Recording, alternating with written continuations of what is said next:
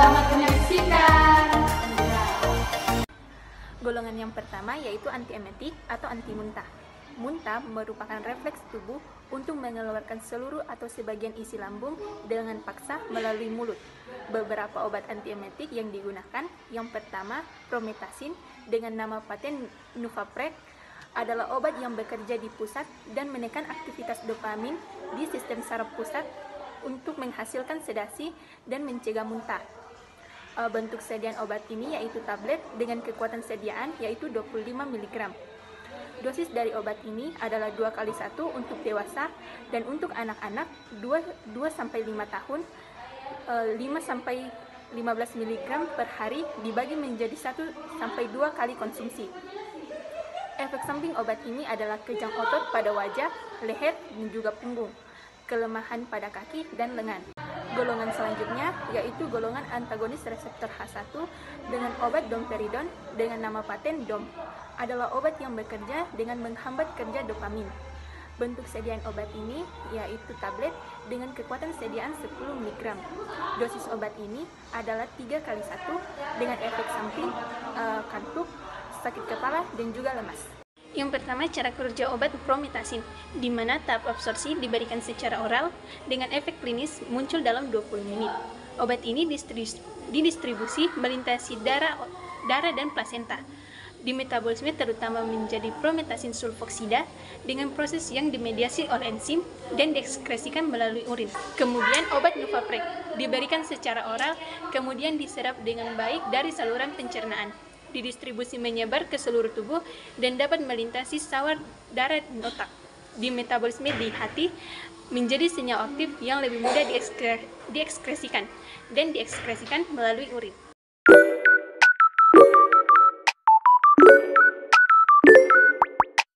Kemudian obat domperidon, di mana diberikan secara oral, didistribusikan ke seluruh jaringan dengan ikatan protein plasma sekitar 91-93%. Kemudian obat ini dimetaboliskan di hati melalui enzim dan diekskresikan melalui urin dan juga feses. Yang kedua, anti diare. Diare adalah buang air besar, encer atau lembek lebih dari 3 kali sehari. Secara klinis, diare disebabkan oleh infeksi seperti bakteri, virus, atau parasit, dan non-infeksi seperti keracunan makanan. Beberapa obat anti diare yang digunakan, yang pertama, golongan pengganti cairan elektrolit seperti Oralit dengan obat paten yaitu Ramolit. Ramolit adalah obat yang digunakan untuk menggantikan cairan tubuh yang hilang. Bentuk sediaan obat ini yaitu serbuk. Dosis obat ini adalah dosis untuk anak 0-1 tahun, 1/2 gelas pada 3 jam pertama, kemudian 1/2 gelas tiap buang air besar. Kemudian dosis untuk anak 1-5 tahun, 3 gelas pada 3 jam pertama, kemudian 1 gelas tiap kali buang air besar. Kemudian dosis untuk 5-12 tahun, 6 gelas pada 3 jam pertama, kemudian 1/2 gelas tiap kali buang air besar. Yang selanjutnya dosis untuk dewasa dan anak usia di atas 12 tahun, 12 gelas pada 3 jam pertama, kemudian 2 gelas tiap kali buang air besar, yang memiliki efek samping perut kembung, mata bengkak, hipertensi, dan otot kejang. Yang kedua, golongan penghambat motilitas yaitu obat loperamid dengan nama paten Lodia. Lodia adalah obat yang bekerja dengan cara memperlambat motilitas usus dan mempengaruhi pergerakan air dan elektrolit melalui usus. Bentuk sediaan obat adalah tablet dengan kekuatan sediaan 2 mg. Efek samping dari obat ini adalah nyeri perut, diare berdarah atau berair. Dosis obat untuk dewasa awal 2 tablet, kemudian 1 tablet setiap habis buang air besar.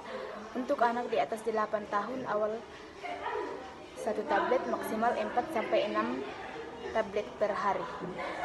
Mekanisme kerja Oralit. Oralit diserap melalui sel epitel usus dengan bantuan kontrasporter natrium glukosa yang memfasilitasi penyerapan natrium dan glukosa ke dalam sel.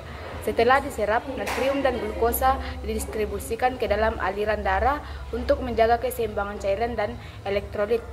Glukosa dimetabolisme melalui proses glikolisis dan glikogenolisis untuk menjadi sumber energi. Natrium diekskresikan melalui urin, sedangkan glukosa biasanya tidak diekskresikan dalam kondisi normal. Kemudian mekanisme kerja ramolit diberikan secara oral, kemudian diserap melalui saluran pencernaan, distribusi elektrolit seperti natrium dan kalium menyebar ke dalam aliran darah untuk menggantikan cairan yang hilang. Glukosa di metabolisme menjadi energi, sementara natrium dan kalium berperan dalam keseimbangan elektrolit dan ekskresi. Kelebihan natrium dan kalium diekskresikan melalui urin. Kemudian, mekanisme kerja loperamid. Loperamid diserap dengan baik di saluran pencernaan. Obat ini memiliki volume distribusi yang besar dan tinggi, mengikat protein plasma sehingga tidak banyak yang mencapai sirkulasi sistematik. Kemudian di metabolisme di hati oleh enzim menghasilkan metabolit yang diekskresikan melalui empedu, diekskresikan sebagian besar melalui feses.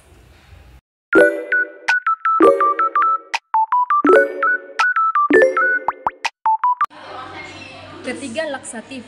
Obat laksatif atau pencahar bekerja dengan memadatkan feses atau meningkatkan jumlah air di dalam feses dengan membuat feses menjadi lembut sehingga lebih mudah dikeluarkan.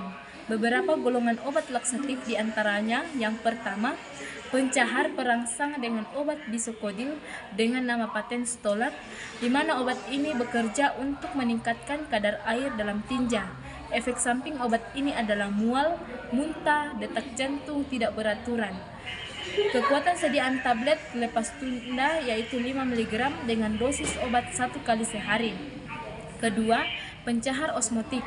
Laktulosa dengan obat paten Lactulax adalah obat yang bekerja dengan cara meningkatkan jumlah air yang diserap usus, di mana efek sampingnya yaitu diare, kembung, mual, muntah, kram perut, dan dehidrasi. Bentuk sediaannya adalah sirup, kekuatan sediaan 60 ml dan 120 ml dengan dosis obat 3-4 kali sehari atau 30-45 ml setiap jam, di mana efek sampingnya adalah yaitu nyeri perut dan menyebabkan reaksi alergi. Keempat, antispasmodik. Antispasmodik adalah obat yang dapat membantu meredakan gejala gangguan pencernaan seperti kram perut, nyeri perut, dan diare. Obat ini bekerja dengan cara menghambat kontraksi otot polos di antara saluran cerna. Berikut contoh obat antispasmodik yaitu hyosin butimal bromida dengan nama paten Buscopan adalah obat yang bekerja dengan cara otot yang sedang kram sehingga nyeri dapat berkurang. Bentuk sediaan tablet, kekuatan sediaan 10 mg dengan dosis obat 1-2 tablet 4 kali sehari, di mana efek samping obat ini adalah pusing, mulut kering, penglihatan buram, denyutnya nadi jantung menjadi cepat. Kemudian mekanisme kerja obat bisakodil. Setelah pemberian oral di saluran pencernaan, kemudian didistribusi melalui darah. Bisakodil diubah menjadi BHPE di saluran pencernaan oleh enzim atau bakteri. Metabolit ini berfungsi sebagai senyawa aktif yang meningkatkan motilitas usus dan sekresi cairan. Kemudian diekskresikan di feses dan sebagian kecil dikeluarkan melalui urin. Kemudian mekanisme kerja obat Stolac diberikan secara rektal sebagai suppositoria, kemudian diserap dengan cepat di usus besar. Obat ini bekerja secara lokal di usus besar untuk merangsang peristaltik. Kemudian diubah menjadi metabolit aktif di dalam saluran pencernaan. Proses ini terjadi setelah bisakodil dihidrolisis oleh enzim atau bakteri usus, yang kemudian meningkatkan aktivitas motilitas usus. Kemudian dieliminasi bisakodil terjadi melalui feses dengan sedikitnya eliminasi dalam urin. Kemudian mekanisme kerja hyosin butil bromida diberikan secara oral, kemudian obat ini didistribusikan ke seluruh jaringan tubuh. Metabolisme utama terjadi di hati melalui hidrolisis ikatan ester. Metabolit yang dihasilkan bukan merupakan metabolit aktif dan tidak berkontribusi pada efek terapeutik, dieliminasi melalui urin. Kemudian, mekanisme kerja Buscopan diberikan secara oral, kemudian obat ini didistribusikan ke seluruh jaringan tubuh. Metabolisme utama terjadi di hati melalui hidrolisis ikatan ester dan diekskresikan melalui urin. Demikian hasil video penjelasan kami, semoga bermanfaat dan Terima kasih.